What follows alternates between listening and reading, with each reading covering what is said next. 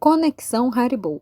Lives diárias às 21 horas no Instagram da Haribo Produtora. Os nossos artistas e convidados falam sobre arte, cultura, educação, saúde e espiritualidade, com muita descontração e interatividade. Acesse o nosso Instagram ou o nosso canal no YouTube e venha conectar-se conosco. Conexão Haribo.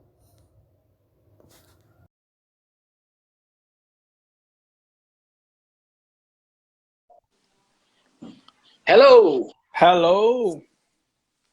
Buonasera! É isso aí mesmo, garoto carioca, swing sangue bom? Sem dúvida. Sem dúvida nenhuma. E com toda a certeza. Como é que tá a temperatura aí? Morrendo de frio? Nada, nada. Tá tranquilo. Tá entre 29 e 15. Então tá tranquilo. E para mim também, a maioria das vezes que eu tive aí no sul, eu até brincava que tipo, parecia até engraçado, porque a maioria das vezes que eu vou pro sul, tá calor. Aí eu falo, cara, eu venho pra cá que eu adoro frio. Aí eu venho pra cá pra sentir um pouco de frio, e aí chego lá, tá calor. Chego aí, tá calor. Então eu queria saber como começou essa história, esse envolvimento teu com a arte. Foi desde pequeno? Foi alguém que te inspirou? Como é que foi essa tua queda aí pelo lado da arte na tua vida? É assim, pra mim foi uma coisa assim, ao mesmo tempo que teve a inspiração, na realidade não foi uma inspiração, né? Foi o primeiro contato que eu tive com a televisão, na época que eu era criança, mas na realidade foi um colega meu, porque onde eu morava, que era uma periferia do Rio de Janeiro, que era, não, ainda é uma periferia do Rio de Janeiro, lá a gente tinha que se brincar, né? E com não tendo muito dinheiro, a gente tinha que inventar coisas. E eu gostava muito de contar história, de criar coisas, imitar. Então, e aí um amigo meu, um amiguinho, falou: Ah, isso daí é. Você sabe que você quer ser ator? Quer ser artista? Eu falei: Não, como assim? Ser ator, artista? Eu nem sabia o que era ao certo. E aí ele falou: Ah, você não vê os Trapalhões? Que a gente tinha um amigo próximo que tinha televisão e a gente via os Trapalhões. E aí era aquilo, eu gostava muito de toda aquela arte que tinha muita coisa de circo, né? Eu achava muito engraçado as imitações, as coisas. E aí eu falei, caramba, aí eu falei, pô, não, realmente, eu quero ser artista assim, eu quero ser ator. Então, assim, que na época eu vivia imitando, fazendo sons, né?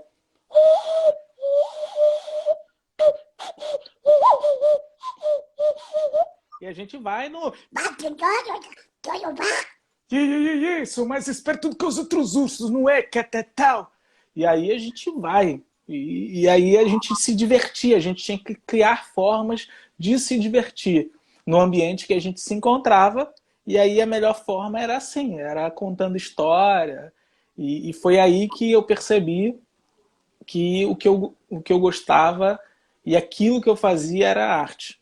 Mas aí eu só fui encontrar essa arte propriamente dita, essa arte em forma de, de um processo de formação, de uma coisa mais concreta de estudo, sem ser essa coisa já da osmose, das coisas que vinham através do tempo, foi na escola. Eu estava fazendo o ensino médio e aí num momento a gente teve uma feira pedagógica, que é a feira cultural, e aí eu peguei a parte de literatura. E aí a gente, quando a professora disse, vamos fazer uma peça de teatro, eu me amarrei. E aí eu falei, ali eu tive um encontro realmente com o que é a produção artística teatral. Então ali eu percebi e me amarrei, achei maravilhoso, e a partir daí eu comecei a buscar, porque naquela época ainda a internet e o acesso à internet ainda era um pouco dificultoso, então não tinha tanto acesso assim. Então, e como era na zona oeste do Rio de Janeiro, então as coisas aconteciam mais além túnel, que é uma expressão que eles usam, que é mais para a zona sul do Rio de Janeiro, centro e zona sul. Então era difícil saber onde existia uma escola de teatro, e no ambiente que eu vivia e convivia, nem todo mundo conhecia isso, nem todo mundo sabia onde se estudava teatro, então as coisas eram feitas ali por nós mesmos. Mas é isso. Sabe que você me lembrou uma época gostosa da minha infância também, porque nem todos tinham televisão, então reuni os amigos para assistir os Trapalhões, reuni os amigos para assistir o Chaves, né? Eram coisas muito comuns, né? Nosso. E, e eu também sou muito grato, assim como você, a uma professora negra, a professora Yara, de religião, que introduziu o teatro na quinta série. Então, ela introduziu o teatro, Shakespeare, os gregos, a princípio não teria nada a ver, né, com religião, a matéria dela, né? Mas ela colocou isso e, para mim, foi a pedra fundamental. Viva os nossos amados professores estaduais, né, municipais, os guerreiros de sempre, né? Não, sem dúvida. Eu acho que assim, a todo tempo, eu até brinco quando eu vou fazer palestras, rodas de conversa em escolas, sejam elas públicas ou privadas, por onde eu passo no Rio, no Brasil inteiro, eu sempre comento, aí eu brinco, que tipo, eu falo, eu não sou professor. E aí todo mundo, aí os professores abrem aqueles olhões grandes, arregalados, falam, ai meu Deus. Aí eu falo, porque para mim ser professor é uma responsabilidade gigantesca, porque são eles. Se hoje a gente tem um atendente, seja no McDonald's, seja na Versace, seja na Yves Saint Laurent, seja um atendente de telefone, se essa pessoa ela atende bem, então a gente tem que pensar que parte desse processo tem a mão do professor. Então o professor, e como você disse, assim, para mim o professor foi de extrema importância porque eu era uma pessoa que não tinha muito contato com a leitura na infância e na juventude. Então assim, eu era uma pessoa que não tinha muita afinidade com a questão educacional. Eu ia para a escola porque a gente precisava comer e minha mãe, que minha mãe ela sempre colocava dentro de uma regra, a gente tem que ir para a escola. Ah, tô com o pé quebrado. Se você vai ficar em casa com o pé quebrado, você vai para a escola. Se você tá com febre, se está com febre em casa, está com febre na escola. Então, porque ela sempre dizia que é muito importante a educação, o saber e o conhecimento. E que para que a gente pudesse, de alguma forma, não permanecer na situação econômica, política, emocional que a gente estava, e nem nossos filhos passarem por aquilo tudo, a gente tinha que ter educação, o famoso estudo, tinha que ter conhecimento para que a gente pudesse progredir na vida. Então ela sempre fazia, se a gente não fosse para a escola, ela descia o braço, coisa que hoje, por conta de algumas leis, de algumas... não acontece muito, mas ela era muito rigorosa com isso. E lembrando que ela era analfabeta. Então, assim, você pensar de uma pessoa que afirma com tanta rigidez a importância da educação sistemática, do processo de estudo na escola, e ela não teve oportunidade, por conta do trabalho, ela não conseguiu ficar muito tempo numa escola. Sabe que eu me incomodo também quando me chamam de professor, sabe por quê? Porque eu não me capacitei para ser professor, eu não fiz pedagogia, eu não fiz faculdade, então eu acho que é uma ofensa para eles quando as pessoas me chamam de professor. Então eu sempre digo, olha, eu sou um facilitador, eu sou um palestrante, eu sou um diretor de teatro, mas não me chamem de professor. Mas essas havaianas voavam só em ti ou na Alessandra também? Ou ela era protegida? Não, em todo mundo. Quem saiu da suposta linha voavam as havaianas. Que na realidade, na época, eram... Então, assim, pegando um pouco o que você falou, na realidade, assim, se a gente for pensar na relação do professor, não enquanto enquanto esse profissional, mas o professor enquanto a pessoa, o indivíduo que transmite um conhecimento, que promove o ensino-aprendizagem, tipo, na realidade acaba que todos nós somos um pouco professores. Quando ele é pai, quando ele é tio. Então, assim, o que eu brinco um pouco é para mostrar para os professores que realmente eles são pessoas especiais, eles são pessoas que de extrema importância. Então, por isso que normalmente eu faço sempre essa brincadeira. Tá ouvindo Ah, bem? quando que esse amor pela arte se tornou uma profissão para ti? Você identificou, não, eu posso ir por aqui como profissão também. Assim, o profissional, quando eu decidi que, assim, antes de 2007, eu já trabalhava fazendo algumas participações em peças teatrais, na televisão, mas em 2008 eu trabalhava na área de tecnologia, eu fazia gestão de tecnologia na área bancária, gestor de implantação, e aí eu percebi que eu deveria buscar algo que pudesse. Em 2008 minha mãe faleceu, desencarnou, foi para o céu, e eu percebi o quanto era importante eu fazer algo que realmente fosse importante para mim, que me alimentasse não só fisicamente, emocionalmente, economicamente, mas que pudesse me manter vivo, vivo em todos os campos que fossem. Então, aí eu decidi que eu tinha que fazer algo, aquela coisa do levantar da cama. Então, para que eu pudesse levantar da cama, eu tinha que fazer algo que realmente me fizesse levantar da cama. Porque o dinheiro, um cargo, que na época eu trabalhava para o Santander, então assim, eu não achava, eu achava que eu tinha que fazer algo e eu falei, eu vou viver de arte, que é algo que eu amo. A arte e a educação é algo que eu amo.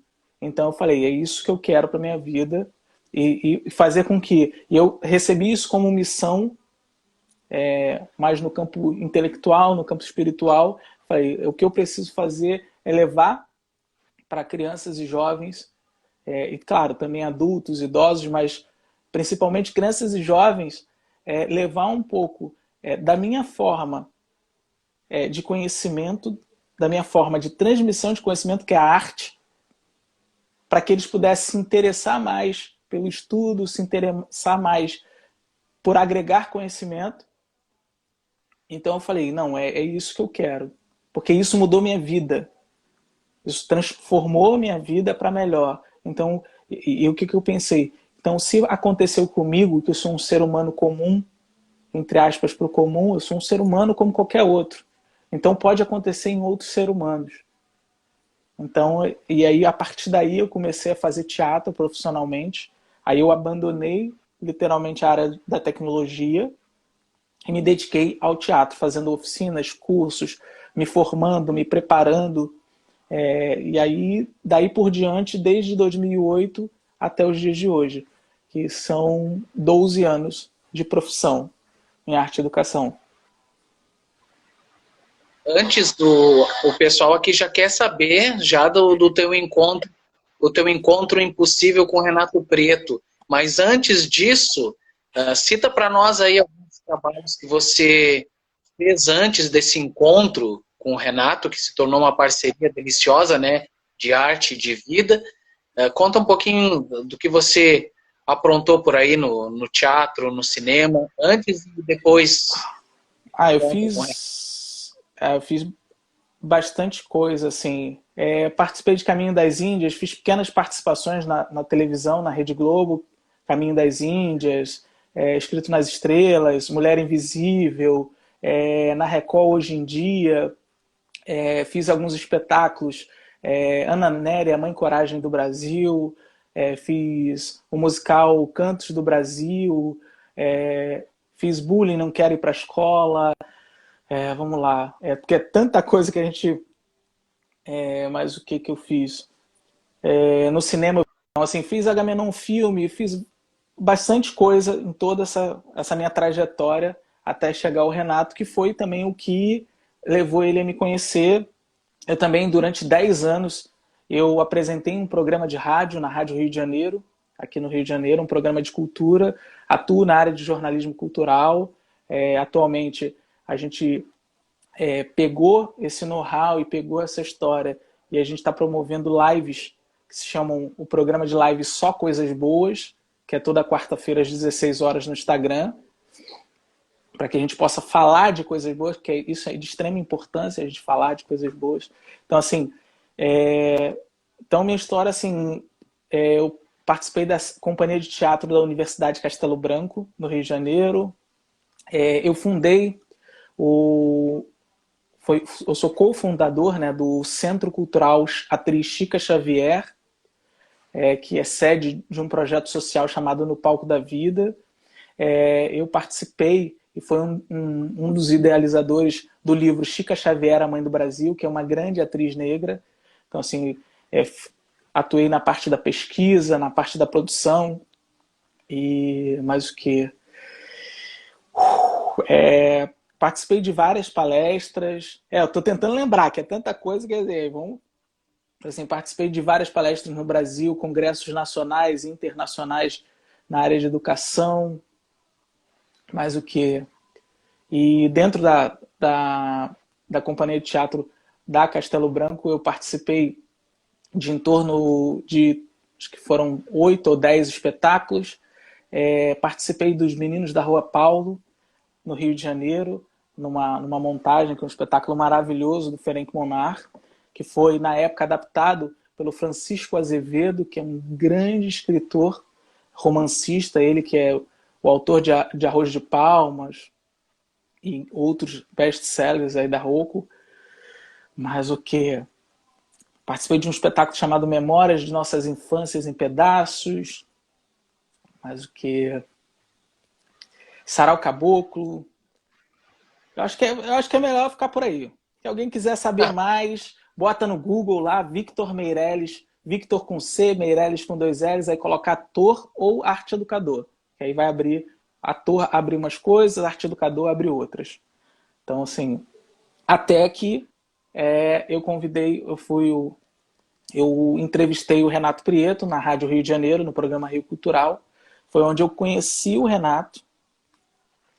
E que na época foi em 2010, foi no lançamento do filme Nosso Lar, onde eu entrevistei ele, eu e o João, que era o outro apresentador do programa, que na realidade eu co-apresentava com ele, depois ele saiu e eu fiquei apresentando direto. Mas diga. E fala sobre o documentário aquele que você teve a oportunidade de interpretar o Chico Xavier, né? Sim, quando lembro de Chico. Quem tiver aí quiser fazer alguma pergunta, fique à vontade. Rapaz, agora que eu tô vendo, tem um monte de comentário aqui que eu tava preso ali, engasgado, e quando... Rapaz, manda o endereço no Insta. Manda o endereço. Tá, eu vou mandar. Opa, calma, que ainda tem... Calma, Marlíria Flávia entrou aqui falando assim, ó, trabalha com artistas cegos. Porque eu faço parte de um projeto também, o Arte Faz Parte, nós somos parceiros do Instituto Corpo Tátil. Estou respondendo outra coisa. Desculpa, Preto, mas acabou que ela comentou e estava lá atrás, eu não vou deixar de falar que eu, enquanto artista e arte educador, eu já trabalhei com a ABRAE, em São Gonçalo, no Rio de Janeiro, onde eu promovia oficinas de teatro e de arte e educação com surdos. E no ano passado, foi ano passado? Eu não sou muito bom de ano não, mas já há algum tempo eu participo desse projeto Instituto Corpo Tátil, que é um instituto que é sediado dentro do Instituto Benjamin Constant, que é um instituto de cegos, onde a gente promove aulas, oficinas de teatro para cegos. Então, assim, se vocês também que estão me ouvindo aí, estão vendo a gente, por favor, entrem lá, @Instituto Corpo Tátil no Instagram, curte, conhece mais o trabalho, entra no Arte Faz Parte para conhecer mais, vai no Google e vamos que vamos.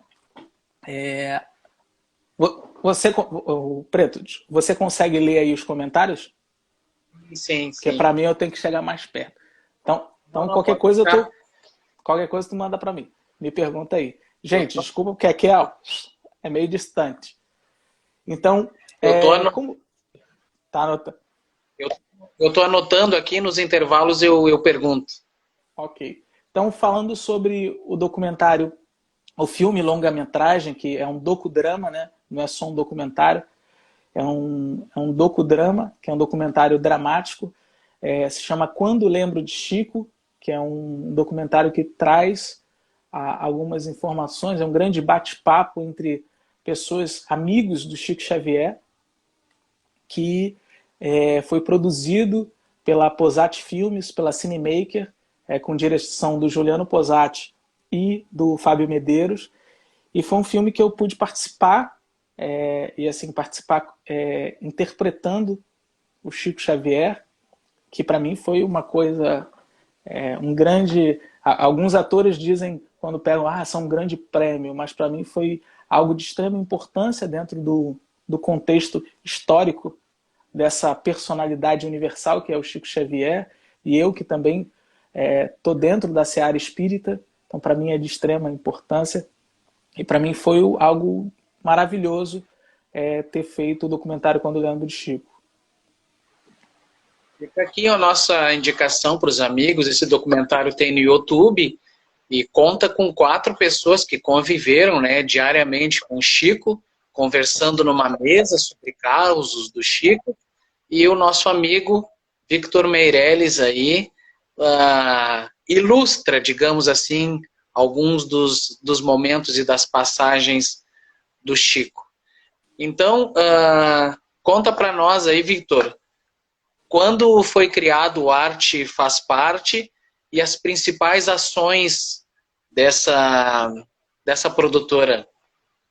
O Arte Faz Parte, ele nasceu em 2008. Hoje ele é uma criança, também como eu, dentro do campo da arte e educação, com 12 anos de atuação. Mas ele nasce quando a gente começa a produzir atividades de arte e educação, e foi muito por conta da necessidade que a gente percebe, até na atualidade, da questão cultural artística e educacional, que a gente, se a gente não tem estrutura, entre aspas, se a gente não tem pessoas que possam nos produzir, a gente acaba produzindo. Então a gente acaba realizando. Então a gente acaba promovendo isso. Então o Arte Faz Parte ele foi criado nessa levada, que é um projeto que trabalha com negócios de impacto, impacto social. São atividades onde, na maioria das vezes, a gente oferece palestras artísticas, rodas de conversa, exposições itinerantes e interativas, apresentações artísticas, música, dança, poesia, projetos de literatura viva, trazendo a literatura de uma outra forma, mais teatralizada, em escolas públicas, ONGs, e claro, também nas escolas particulares, em outras instituições e empresas. Mas o nosso foco maior, dentro do campo de impacto social, de negócio de impacto, é atuar nessas frentes, em locais que tenham pessoas em vulnerabilidade social, onde o índice de desenvolvimento humano seja menor. Então, assim, o Arte Faz Parte nasce para isso, para promover esse tipo de ações, da mesma forma que a gente faz parceria também com instituições, da mesma forma que, como eu comentei, do Instituto Corpo Tátil, onde a gente tem uma parceria, a gente promove ações com o Instituto Corpo Tátil de arte e educação. Então, a Arte Faz Parte, ele veio, a gente brinca, tem algumas frases que a gente brinca que é aprender se divertindo.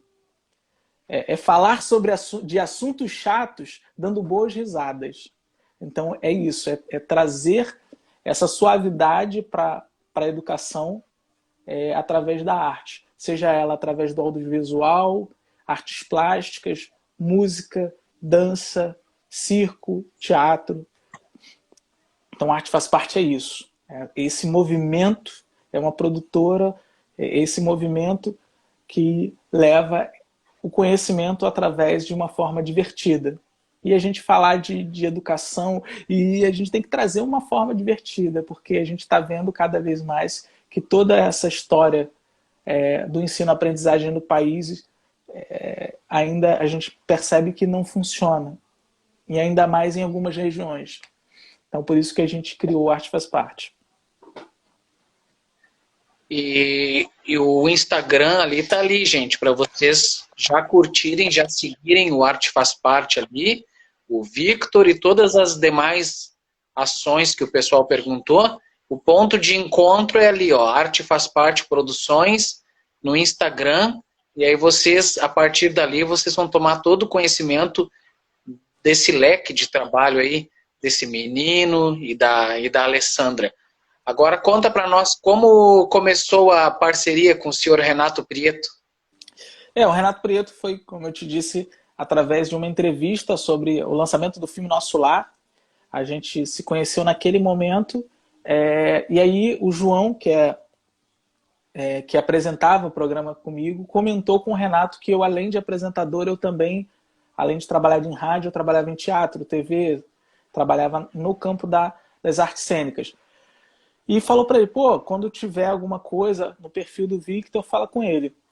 E aí depois disso, eu reencontrei com o Renato, 2 anos depois, na realidade 3 anos depois, onde o Renato comentou, pô, me manda o seu material, porque eu tenho um amigo que está querendo fazer um trabalho e precisa de alguém no teu perfil. Eu fui, mandei um e-mail com alguns trabalhos, com meu currículo, e logo depois eu fui contactado por uma produtora que me convidou para fazer um teste, eu fiz o teste e passei no teste, e depois foi marcado os ensaios. Até então eu não sabia que eu trabalharia com o Renato Prieto. Eu só fui descobrir que eu trabalharia num espetáculo onde ele estava trabalhando no dia do ensaio.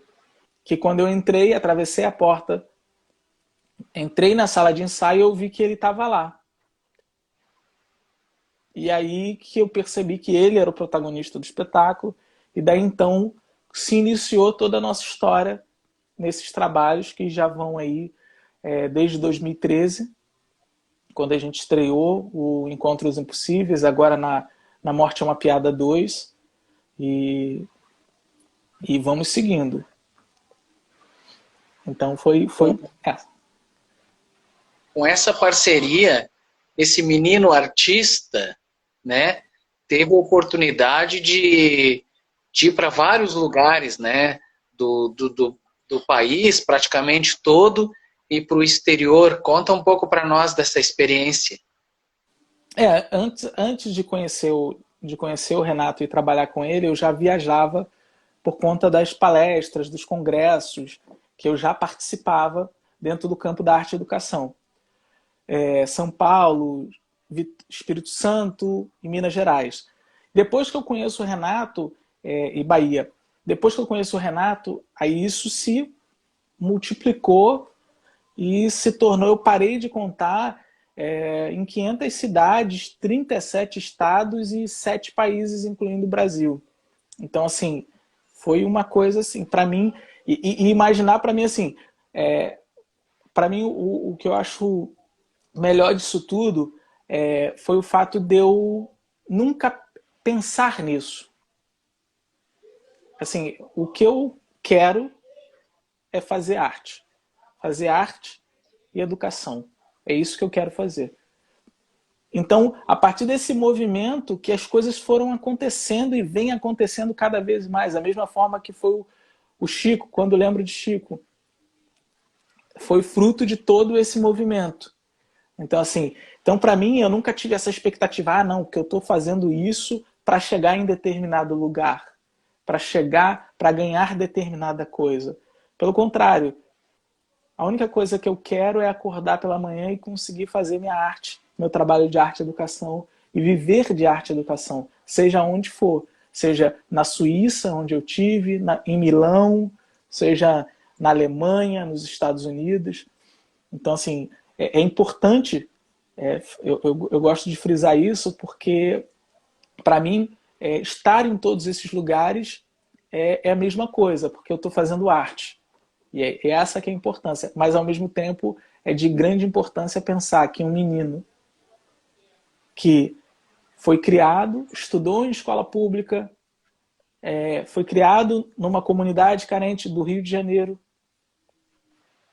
alcançou esse, não me entendam mal, alcançou esse patamar que para mim não é algo estrondoso, mas que chegou até lá e que fala através de palestras, através de bate-papos, debates, rodas de conversa, e fala o quanto é importante a educação. Então, para mim, isso é maravilhoso. Quando eu chego numa escola e mostro o que a educação, que o conhecimento, onde o conhecimento me fez chegar, é maravilhoso. Isso é uma coisa que não tem preço, tem valor. Tem muito valor, mas não tem preço. O valor é muito grande. A Flávia que perguntou, aproveitando, né, que você estava falando aí do documentário do Chico, como é que foi a preparação, porque existem a preparação para o teatro, para um filme, digamos assim, completo, e para um documentário. A tua preparação foi como se tu fizesse um longa-metragem de 6 horas como o Chico. E outra pergunta que a Carla fez aqui é o teu trabalho com o Renato não é uma exclusividade, né? É uma parceria. Sim, sim, a gente trabalha junto, porque assim, como eu disse no início, o meu contato, a minha entrada profissionalmente para a arte e educação foi porque para promover ações positivas e edificantes. E trabalhar com o Renato, o projeto do Renato, não que eu não vá fazer uma novela, não que eu não vá fazer um filme XYZ, mas o que eu prefiro, se eu tiver como escolher fazer um espetáculo de teatro que tenha um conteúdo que seja edificante, que seja reflexivo, eu vou fazer. Então, assim, o meu trabalho com o Renato é por isso, é porque o projeto dele de divulgação da doutrina através das artes é uma coisa que é uma coisa que toca, que reflete. Então, por isso que eu estou junto ali, e enquanto puder, eu estou lá coladinho nele, mas também fazendo as minhas outras ações, que eu tenho, que é o outro caminho, que é o caminho onde são as palestras artísticas sobre bullying, sobre violência doméstica, sobre a importância da leitura, sobre networking, empreendedorismo. Então, assim, é isso. E pegando a resposta a outra pergunta, respondendo a outra pergunta sobre a preparação, quando eu tive a oportunidade de estudar e conhecer pessoas no campo das artes cênicas, eu participei de aulas na CAU, de algumas formações curtas na Casa das Artes da Laranjeira, tive a oportunidade de fazer oficinas com várias pessoas e formações, e assim, a construção do personagem em si é a construção do personagem. Existe sim a diferença entre o tom de interpretação, como que você interpreta para a câmera, que dependendo do quadro, se esse quadro ele é um close médio, é um plano americano, é um big close. Então essas são as diferenças. Mas na construção do personagem não existe muita diferença. A gente constrói ele da mesma forma. E para mim, como foi essa preparação para o filme, para mim, a primeira coisa que eu pensei quando o Juliano Posati me convidou para fazer o filme, que primeiro ele me convidou para fazer o filme, mas não disse qual era o personagem. E quando ele diz qual é o personagem, eu fiquei, meu Deus, porque a gente não está falando de um personagem, mas a gente está falando de uma personalidade universal, que é o Chico Xavier. E é uma personalidade que já foi interpretada algumas vezes no cinema, no teatro. Então, eu não queria ali tentar imitar o Chico Xavier, ou tentar utilizar como fonte de laboratório ou de informações as outras interpretações que foram feitas. Eu pensei no seguinte, a minha construção ela partiu, o que eu pensei? O que era o Chico Xavier? ele era um ser humano de amor, de fraternidade. Então, eu peguei algumas palavras, uma delas amor, solidariedade. Então, eu peguei algumas palavras e passei a construir esse personagem através das palavras. Eu me afastei um pouco, porque eu já tinha visto o filme com Nelson e outros filmes e outras coisas com o Chico. E eu fiquei assim, eu vou tentar me afastar para que eu não pegue isso, para que eu faça na essência. Eu construo o corpo dele pensando nessas palavras. E foi a partir daí que esse andar, essa respiração, foi baseada nessas palavras. E assim, e eu não lembro quanto tempo foi, mas às vezes me passa pela cabeça que foi mais de 24 horas, que foi de gravação, que na realidade a gente começou de madrugada e eu acho que terminou também de madrugada, mais ou menos. E, então, assim, foi um trabalho bem intenso, mas um trabalho que depois o resultado foi maravilhoso para todas as pessoas que normalmente vêm, acham ele maravilhoso. Então, para mim, assim, e o mais legal é que em alguns momentos eu não me via antes do trabalho, mas no processo de construção do personagem, eu não me via, porque a gente fala de audiovisual, cinema e TV, a gente fala de imagem. E eu não via essa imagem do Chico em mim. Então, assim, e também um dos diretores também, e algumas pessoas também não viam, e falavam, pô, mas o Victor Meirelles, o trabalho dele é legal no teatro, já vi alguns vídeos dele, mas ele não parece o Chico. Ele não parece o Chico. Então, assim, como que vai ser isso? E assim, e aí quando eu cheguei no set, a gente passou pela caracterização, e depois da caracterização, eu percebi que que eu não quis me ver no espelho, para não quebrar a construção que eu tinha feito. Então eu não queria me ver no espelho. E algumas pessoas choraram. E assim, e um dos diretores comentou, falou, caramba, parece que eu tô sentindo o Chico aqui em você. E isso para mim enquanto ator, afastando a questão do campo espiritual, mas enquanto ator, uma pessoa fala, pô, cara, você parece com quem você está interpretando. Então isso é maravilhoso. Victor, fala para nós mais um pouquinho aí sobre a Chica Xavier e sobre a importância de nós seguirmos valorizando o artista negro. Fala um pouco sobre isso para nós. Chica Xavier para mim é uma referência dentro de tantas outras, como Léa Garcia, Ruth de Souza, Zezé Mota, como tantas outras atrizes e grandes seres humanos negros brasileiros, mas eu acho que cada vez mais eu penso que a gente tem que pensar enquanto essa pessoa enquanto artista. Porque eu acho que quanto mais a gente tenta segmentar, o artista teatro evangélico, é teatro espírita, não, é teatro, é arte, é o ator. Quem é o Luiz Carlos Preto? É um diretor de teatro, é um ator de teatro, é um ator. É um ator. Então, quando a gente coloca essa coisa do ator negro, e assim, eu fico um pouco triste, porque isso parece que diferencia. E claro, a gente vê que a presença do negro nas produções artísticas é muito pequena. E assim, e a gente pensar que mais de 50% da população brasileira é negra, e você pensar que você ver uma TV ou ir num espetáculo e não ver um negro, porque é a coisa da identificação.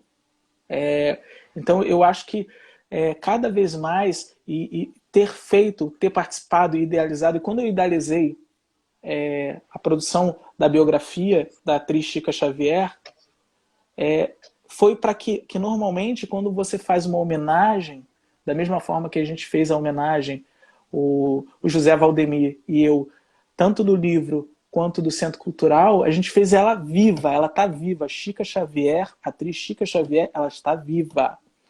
Então, a gente trazer e mostrar o quanto a gente tem que homenagear essas pessoas, que são de extrema importância pelo seu trabalho, pela construção, por tudo, toda a sua história que ela passou.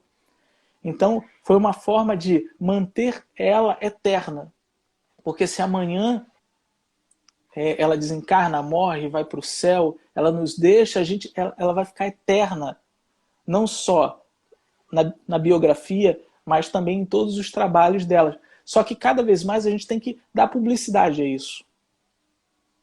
Então, assim, a gente tem que pensar, sim, o quanto a gente não pode colocar as pessoas negras em produções artísticas, porque a gente sabe que tem profissionais, tem educadores, tem negros, eu posso citar alguns, a gente tem lá a Conceição Evaristo, a gente tem Conceição Evaristo, a gente tem o Milton Santos, a gente tem o Silvio Almeida, a gente tem Renata de Carmo da Juventude, a gente tem Thaís Araújo, Lázaro Ramos, Ruth de Souza, Léia Garcia, e tem tantos. E o que a gente tem que fazer é cada vez mais falar e promover e publicitar isso, para que a gente possa, enquanto jovem negro, independente também de ser negro, eu acho que é importante cada vez mais, porque eu não uso o fato de ter sido criado numa favela, na periferia do Rio de Janeiro, eu não uso isso como bandeira. Mas, sim, eu falo. Eu falo porque, se em algum momento naquela plateia tem um jovem que é da periferia, estudou em escola pública, seja negro ou não, ele pode entender que ele pode estudar, ele pode fazer uma faculdade, ele pode promover algo que ele queira. Então, essa possibilidade de fazer isso. E que se cada vez mais a gente tiver mais isso, mais visibilidade, assim, o estímulo para que essas pessoas cresçam no sentido de fazer o que realmente elas querem fazer e são felizes fazendo, é muito maior.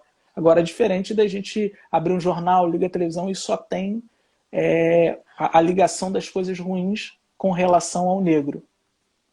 Mas diga. No final das contas, o Arte Faz Parte acabou se transformando na produtora do Renato, né? Ou seja, isso. Aí entrou a Alessandra junto, né? Quer dizer, já estava desde sempre junto ao processo. Sim. Vocês abrangeram um produto internacional importantíssimo, né?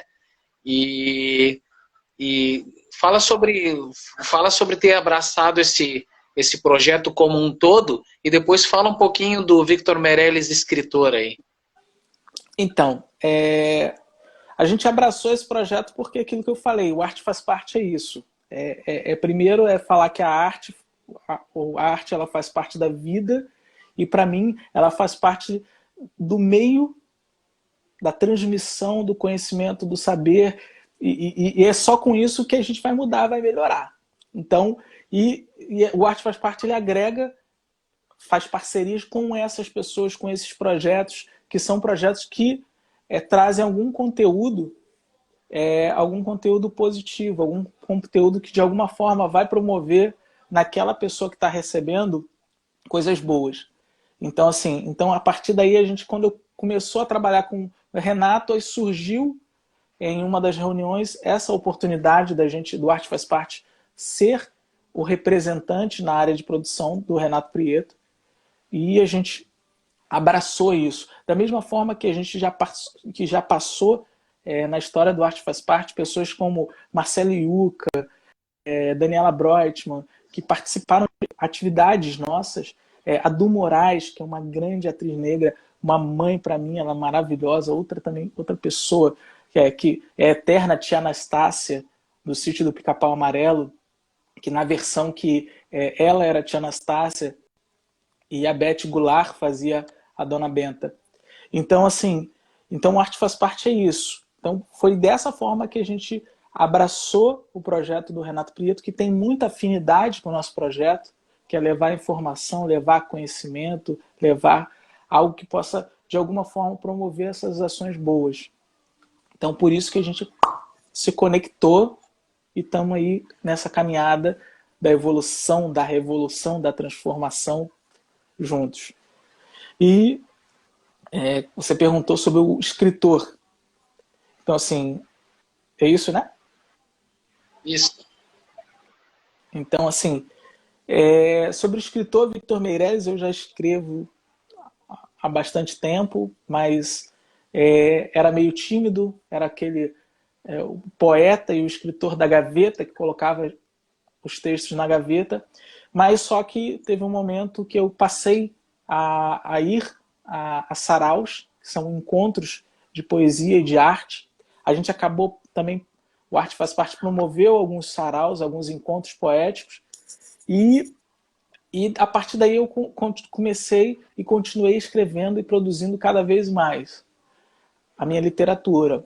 Tive a oportunidade de ser publicado em livros da FLUP, Festa Literária das Periferias, que é um projeto também maravilhoso, que a gente está lá junto, que é um projeto que traz expressões da literatura brasileira e da literatura negra, da literatura periférica, para participar da formação de escritores, de jovens escritores do Rio de Janeiro e do Brasil.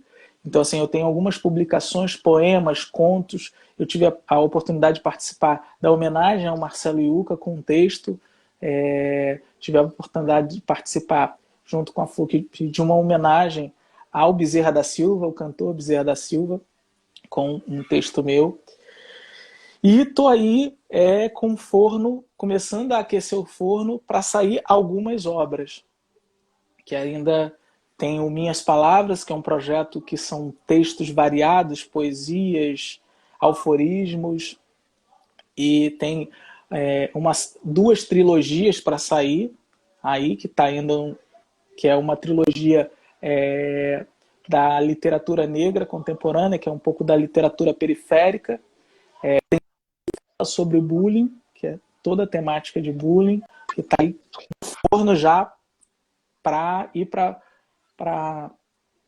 as editoras, para a gente estar lançando. E se Deus quiser, aproveitando todo esse momento de pandemia, a gente não para de produzir. Estamos lá sentando e escrevendo, sentando e escrevendo. Da mesma forma que todo dia, às 10 horas da manhã, eu estou numa live, quem quiser ver está lá no IGTV, chamado Ler em Voz Alta. Eu digo que teve um momento que eu acordei de manhã, eu falei, pô, tô com uma vontade de ler, mas eu não queria ler, só ler, eu queria ler em voz alta, para que eu pudesse me ouvir. E aí eu pensei, pô, como seria bom que eu pudesse ler para as pessoas? Aí eu fui até a janela da minha casa, só que eu pensei, pô, melhor do que a janela é o Instagram, que é uma janela que dá para mais vizinhos. Então, toda manhã, às 10 da manhã, eu estou lá lendo em voz alta trechos de vários livros, todo dia 10 horas da manhã, mas fica tudo no IGTV, quem quiser dar uma olhada, pode ficar à vontade. Vários títulos, eu pego o livro que está na minha estante, folheio assim, abro aquela página e leio. Então, Maravilha, é um pouco meu disso. amigo. Já estamos encerrando, temos 2 minutinhos só, passa rápido, infelizmente. Né? Coisa boa, então, passa rápido. O tempo que eu tenho para te agradecer os amigos aqui que estão dando oi aqui. Lembrar que vai lá no Arte Faz Parte Produções, no Instagram, que a partir dali você tem acesso a todas as informações aqui que o Victor passou. Então, eu queria te deixar esses 2 minutinhos para você falar algo que você, de repente, pensou em falar e eu não lhe perguntei. Assim, eu não pensei em nada, na realidade, que eu preferi vir aqui do jeito que você viesse, mas eu posso falar aqui um texto que às vezes eu falo, que é um texto autoral meu. Então, para finalizar rapidamente, vamos lá, quem está aí que já ouviu, ouça de novo, traga para você essa energia que eu estou emanando nesse momento. Acreditar é abrir os olhos e o sol se revelar. É os pés na areia, sabe? e a certeza que a onda vai chegar e a mulher. É o barulho que irrita, mas a alegria de escutar. É saber que em momento de tristeza, problema, insensatez, loucura de vez, sempre vai ter alguém nesse mundão, de uma vez, para te ajudar. Porque a gente pode estender a mão que alguém vai nos segurar e nos abraçar. Ai, meu Deus, mas hoje tem pandemia. Que loucura! A gente abraça no olhar. Mas o importante é nunca deixar de acreditar. Então, minha gente, vamos viver no acreditar, porque coisa melhor, sim, há. Grande beijo. Não deixem de acreditar, porque essa é a realidade. As coisas vão melhorar. E coisa melhor, com certeza há. Um beijo, meu queridão, morrendo de saudade de você. Um beijo para a Alessandra. Amigos, abraço a todos que comentaram aqui. Amanhã estaremos de volta. Conexão Haribo. Lives diárias às 21 horas no Instagram da Haribo Produtora.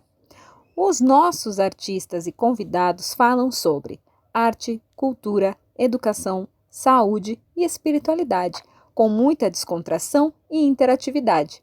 Acesse o nosso Instagram ou o nosso canal no YouTube e venha conectar-se conosco. Conexão Haribo.